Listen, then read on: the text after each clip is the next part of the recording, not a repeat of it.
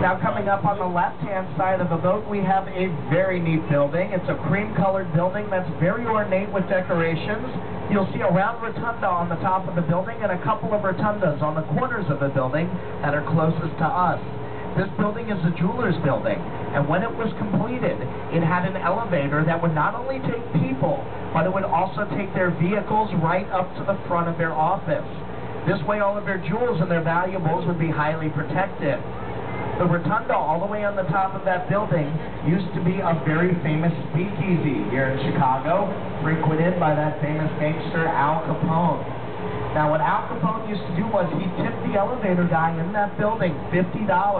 This way he would leave the elevator with his car in it all the way at the top of the rotunda. This way, in case the police ever showed up, they would have to walk up all those stairs. By the time they would have gotten up there, Al Capone would be in his car, down the elevator, and crossing over that State Street Bridge away from any harm whatsoever.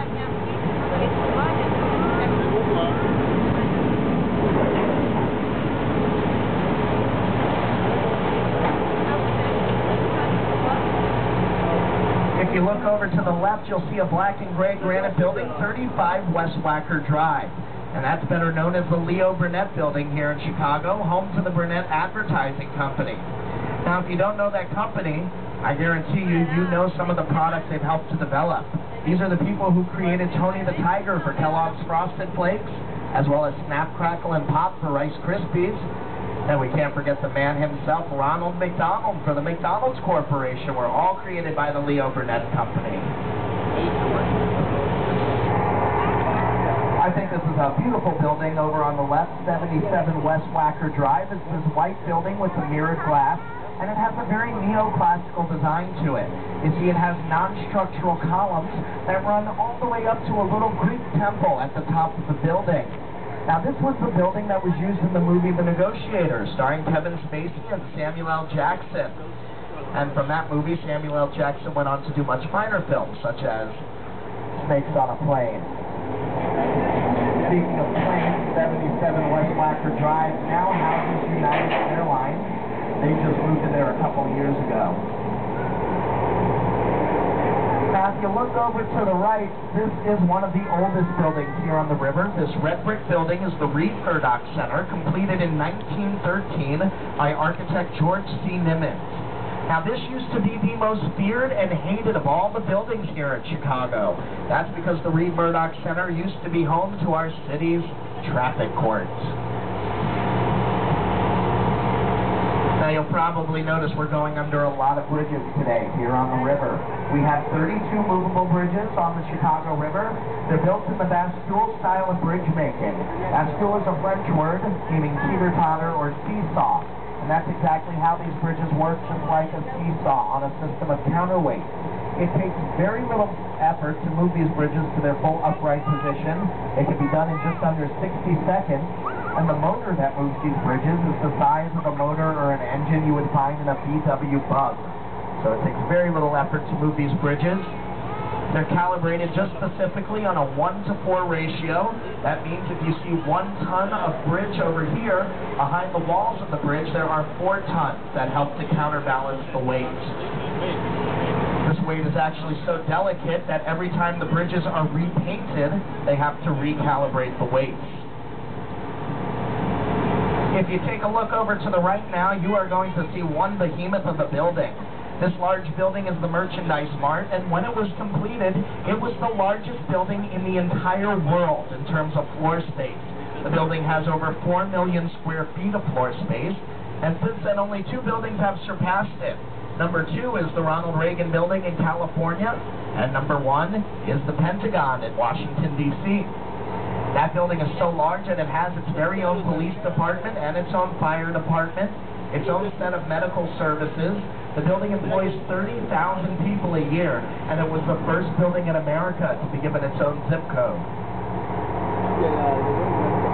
Now over to the left, this is actually my favorite building here on the Chicago River. This green mirrored glass building is 333 Wacker Drive, and it's an excellent example of contextualism in architecture, meaning that the building is in context or very similar to the surroundings that are around us today.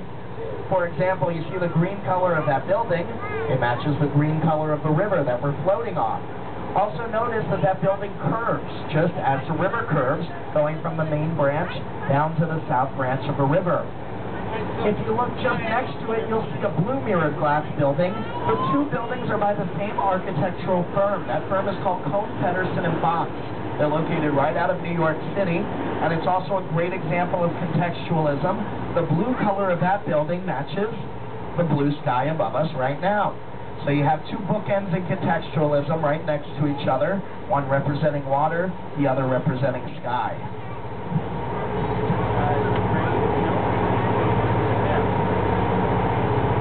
And as we pass under the Lake Street Bridge, if you look to the left, you'll see a red brick building with green ivy growing up it called the Great Lakes Building.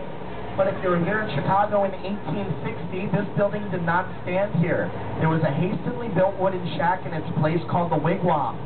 The Wigwam was home to the Republican National Convention of that year.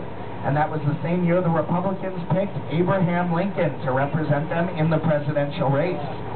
Now, when Lincoln wasn't giving all of his famous speeches over at the Wigwam, his next favorite hangout here in Chicago was actually just next door, right at that very Starbucks. His favorite drink was a tall caramel macchiato. They give us the very good history books to read here on the River Tour. All the details are in there.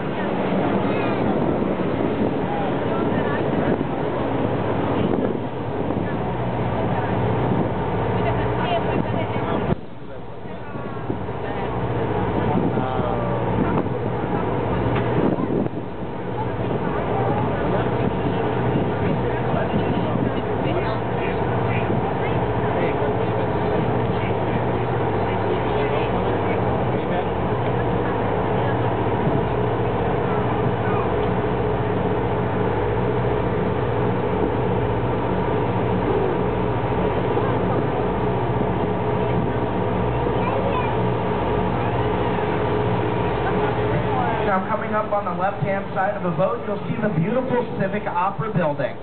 If you take a look at the shape of this building, notice that it's in the shape of an armchair.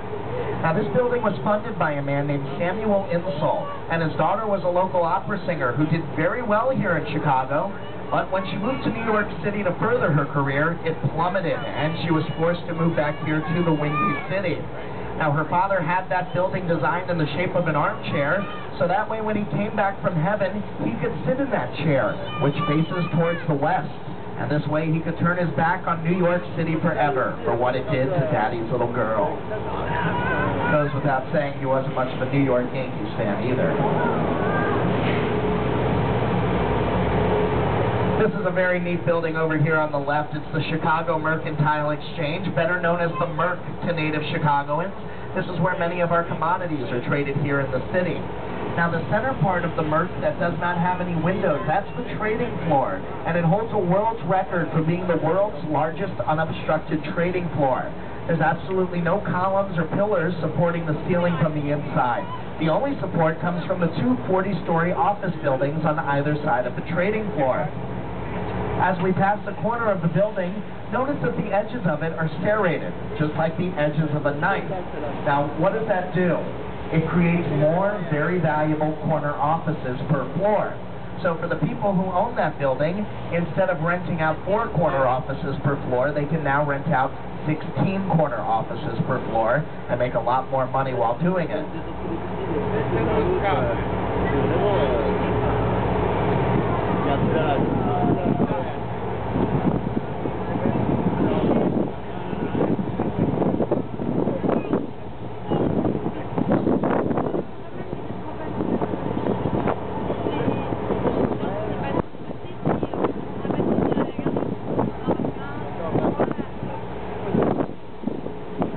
I want to give you all some fair warning. Take out those cameras right now that you brought